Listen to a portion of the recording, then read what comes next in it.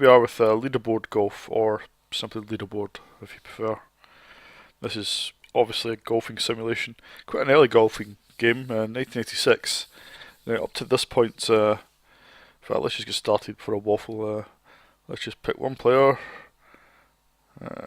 Go.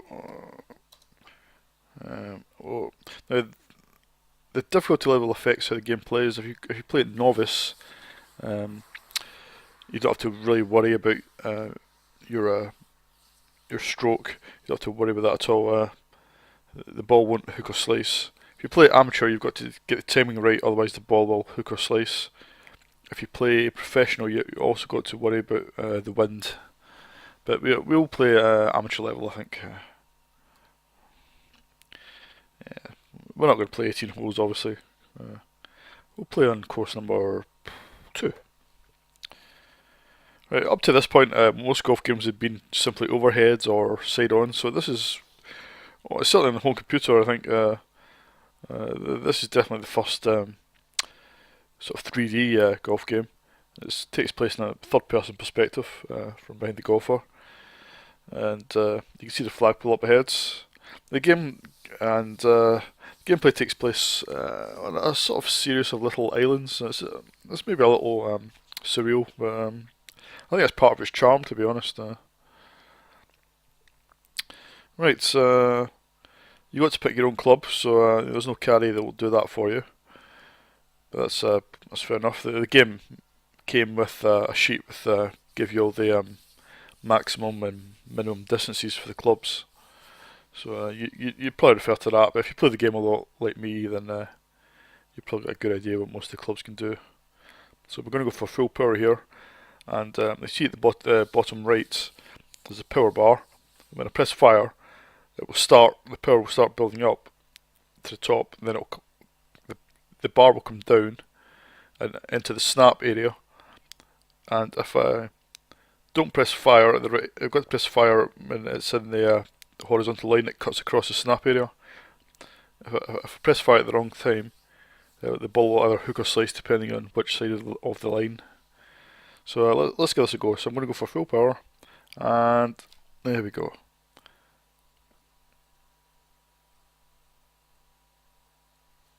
Oh, I think I've got the sound turned off. Excuse me. Hold on a second.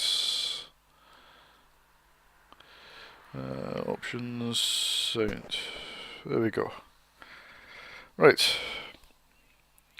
Not that there's much sound in the game. It's quite sparse, but it's.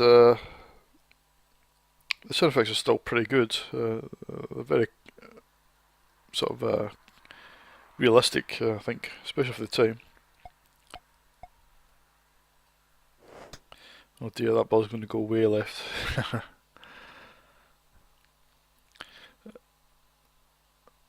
You can see the ball movement's quite convincing. The animation on the golfer is great. The only downside, I think, is maybe the build-up time for the graphics.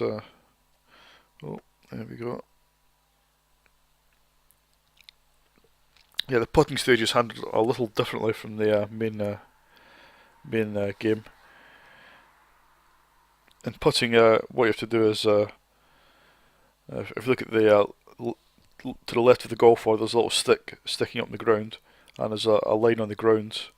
You can see it's pointing down and slightly to the left, which means that it's going to be an uphill putt. And depending on what size of the line on the ground, that tells you how steep the hill is. So it's not very steep, and there's a slight left incline. So if I aim slightly right, and now if you look at the power bar, there's each division is about 8 feet. So if I just go for the second division, that's 8 feet. Because it's uphill, I want to hit it a bit harder than, even though it's only 3 feet away, I want to hit it a bit harder, so there we go. And the ball's in. There's this brief delay where the graphics build up, but it's not too bad. If you play the later games, they have more complex graphics, and the build-up time is a bit longer. And for us, down to personal choice, really, whether you think that's worth that sacrifice. But Another terrible shot. Not too hard. That's not too bad. Yeah, Leaderboard, it was followed by an add-on expansion which offered some extra courses, and then we had Executive Leaderboard, which was a different game but featured basically the same gameplay, most of the same style of graphics, except it had some trees and bunkers. That's not too bad.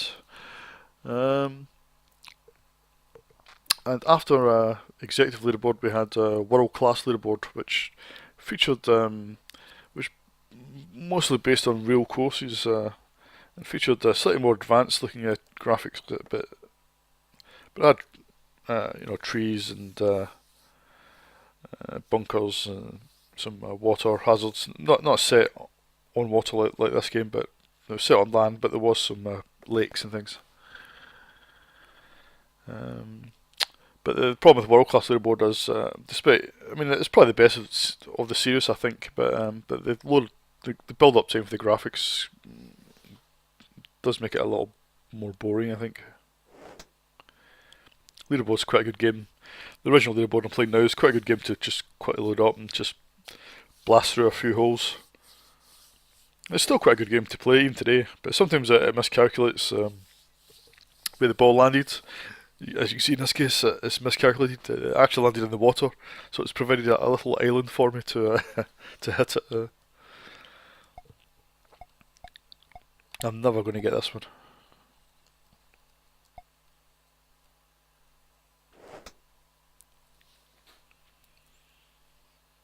Oh. Right, well there you go, that's the leaderboard for you. When it came out, it was a great game. I think it's still quite a good game to play. I mean, I'd rather play this than some, Tiger Woods PGA crap on the console, which I've got one of them, I think. But to be honest, that was a dead easy game. There was no challenge in it whatsoever. And while it looked great, the gameplay is just it's not as much fun as this game, and it's not as challenging. So, yep, that's Leaderboard on the 64 for you. Still a good game, good fun fun game to play. Actually, I think. Yeah, recommended. I'll give this 9